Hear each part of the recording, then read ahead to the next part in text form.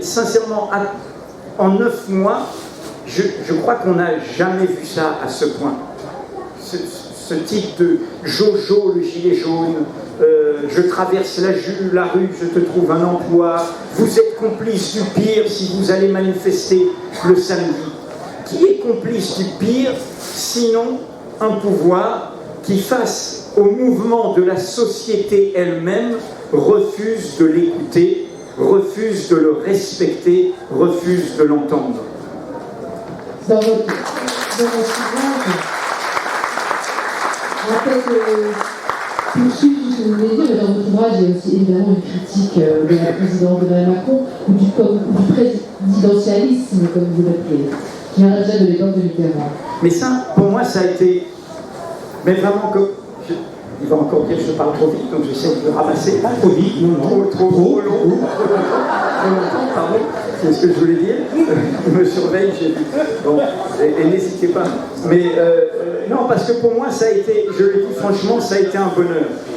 Le 8 décembre, et là, cette manifestation, il y a eu une acmé de mise en boucle des violences. Et c'est là où le 10 décembre, il y a la déclaration de Macron qui fait semblant de lâcher quelque chose. Il y a une grande panique. Et où en même temps, dans cette grande panique, il y a du coup ce durcissement de la répression du mouvement des Gilets jaunes. Or, qu'est-ce qui s'est passé en décembre ?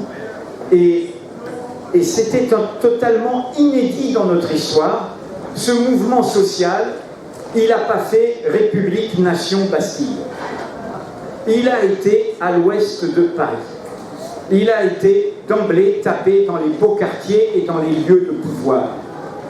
Il a pris au sérieux la déclaration du 28 juillet en pleine défense de Alexandre Benalla par Emmanuel Macron, là où il dit « Nous avons une presse qui ne cherche plus la vérité ». Du coup, cette antiphrase voulait dire « Je crains la vérité que la presse peut trouver, les vérités que je cache ».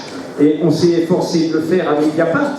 Mais c'est là où il dit « Il n'y a qu'un seul responsable, c'est moi, s'ils veulent qu'ils viennent me chercher ». Et les Gilets jaunes ont pris ça à la lettre, on vient de chercher. On vient de chercher. Et là, il y a eu cette grande peur. Et pour moi, en faisant ça, les Gilets jaunes, et c'est là la dynamique démocratique. Le poisson pourrit par la tête. Et notre problème, français, spécifiquement français, qui nous désarme, qui explique le désarroi des gauches, leur division, leur fragilité, leur décrédibilisation en grande part, ou leur minorisation, c'est le présidentialisme.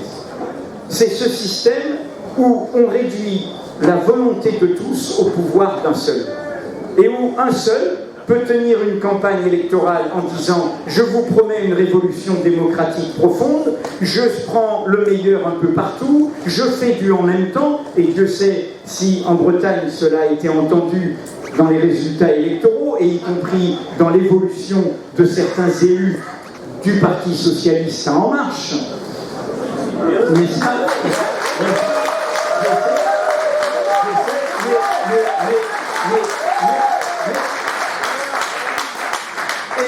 Et donc vous avez un système où on peut, et c'est ce que je voulais dire tout à l'heure sur Hulot, c'est-à-dire que moi je pense que notre rôle de journaliste c'est de les prendre au pied de la lettre.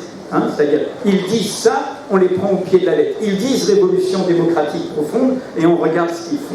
Et donc, les Gilets jaunes sont pour moi, en clair, le premier mouvement social qui porte une question que souvent le mouvement social considère comme secondaire.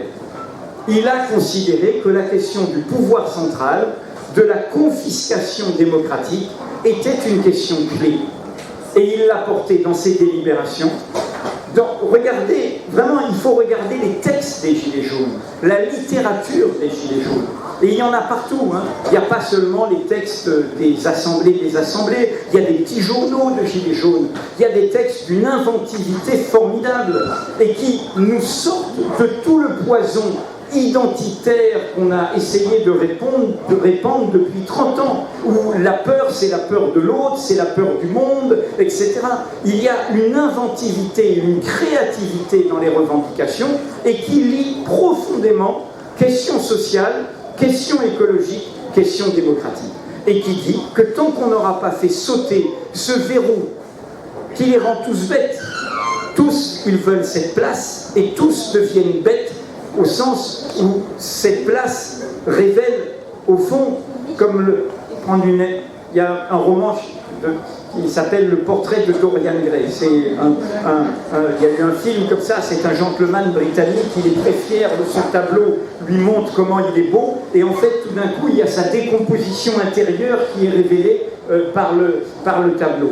Et au fond, pour moi, le présidentialisme les révèle tels qu'ils se cachent.